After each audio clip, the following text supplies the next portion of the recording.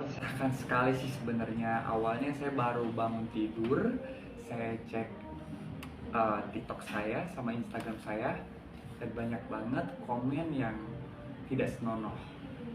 Ya kayak menghujat saya seperti uh, menenggelamkan, membunuh, menghilangkan jejak. Itu kan sesuatu komen yang tidak seharusnya ditujukan kepada saya gitu, karena saya pun nggak tahu kenapa bisa jadi saya gitu. Nah ternyata mungkin netizen itu mengira kalau saya adalah pacarnya Tamara. Dan saya perjelas sekali lagi kalau saya itu sama Tamara itu bisa dikatakan dengan teman baik atau sahabat baik, karena kita sering syuting bareng, satu project bareng, terus kita sering bikin konten bareng juga di saat kita menunggu orderan tag pada saat lagi syuting. Nah, begitupun ada postingan aku sama Tamara atau Ara ya di akun sosmed aku maupun di akun sosmednya Tamara. Mungkin dari situlah mulai para netizen berspekulasi kalau aku adalah pacarnya. Tapi sejauh ini dengan adanya tuduhan tersebut gitu kan, ada komunikasi dengan Tamaranya sendiri nggak sih? Ada. Apa komentar dari Tamara? Kita selalu keep in touch. Aku juga mensupport Tamara karena walau bagaimanapun Tamara adalah sahabat baik aku, bukan cuma sahabat kerja, karena memang kita sering hangout bareng, cerita-cerita bareng gitu, karena sering deketnya.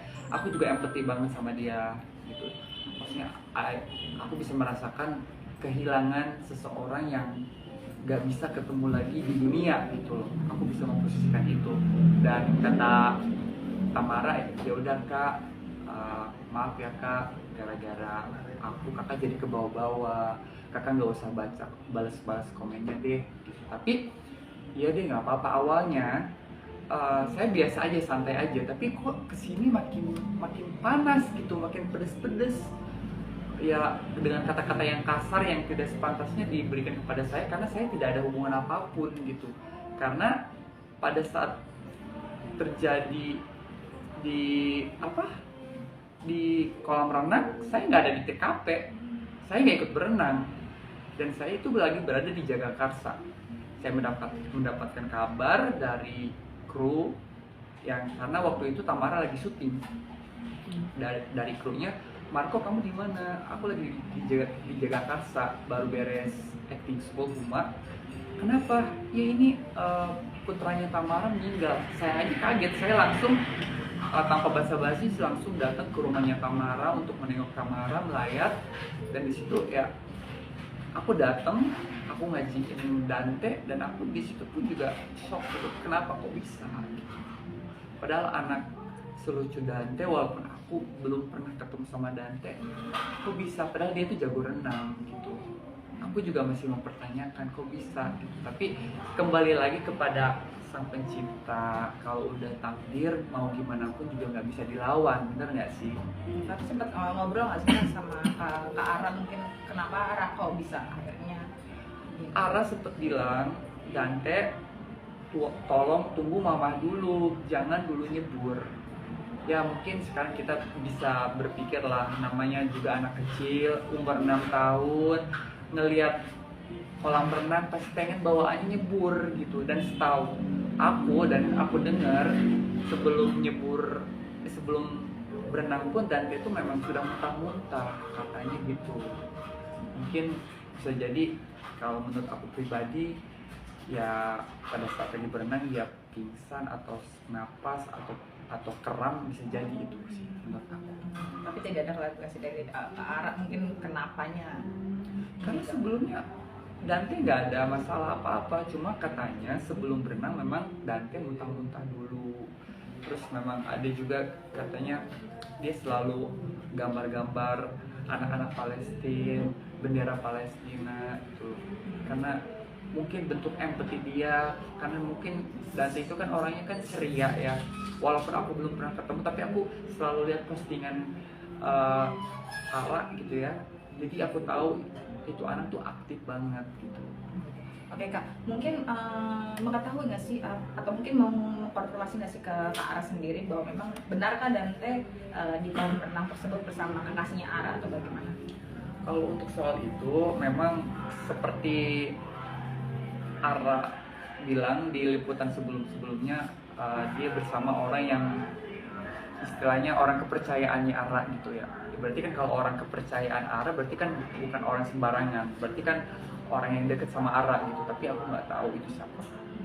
Tapi mengenal nggak sih kak kekasihnya Ara sendiri sebagai sahabat nih? Aku selaku sahabatnya, dia tidak terbuka mengenai siapa pacarnya karena setiap orang itu mempunyai privasi masing-masing, begitupun aku gitu. Aku cuma sekedar deket, tapi kalau untuk mengenai asmara aku tidak terlalu ikut campur untuk urusan itu.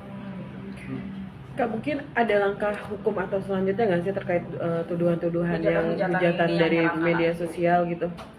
Nanti bakalan terungkap apabila CCTV sudah dibuka sama Polda Metro Jaya. Nanti kan di situ ketahuan tuh penyebabnya kenapa, dari situ siapa. Jelas-jelas bukan saya nggak ada di TKP. Dari situ. Ada komentar dari teman-teman lain nggak sih terkait tuduhan yang dituduhkan ke Semua orang pada nggak nyangka, kenapa jadi lo yang dituduh, kenapa jadi lo yang jadi tersangka, kenapa lo yang jadi, maksudnya kenapa para netizen menjadi lo yang jadi sasarannya, katanya gitu. Mau dari segi teman entertain, mau dari segi sahabat juga semuanya juga pada support, ya udah jalanin aja.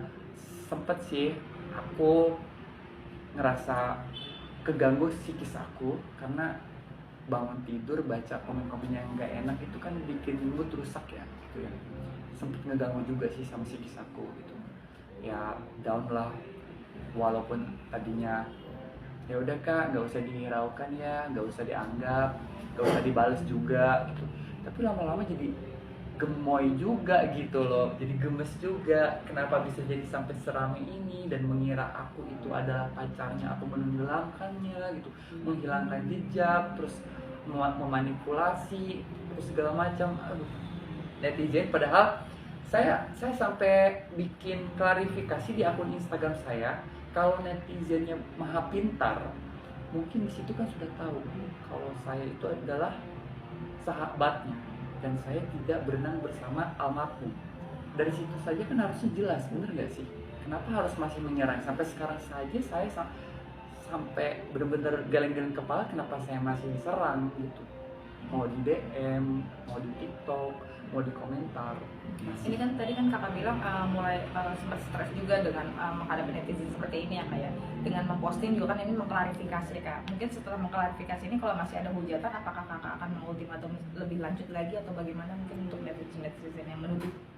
Ya, saya sih harapnya setelah nanti CCTV dibuka dan terungkap siapa yang bersalah, saya berharap kepada para netizen stop untuk membuli saya, karena saya itu nggak ada salah apa-apa. Saya nggak mempunyai hubungan apa-apa sama Tamara, melainkan saya itu cuma sahabat terdekatnya saja, dan saya tidak ada hubungannya atas kematiannya anak dari Tamara Tiasmara gitu.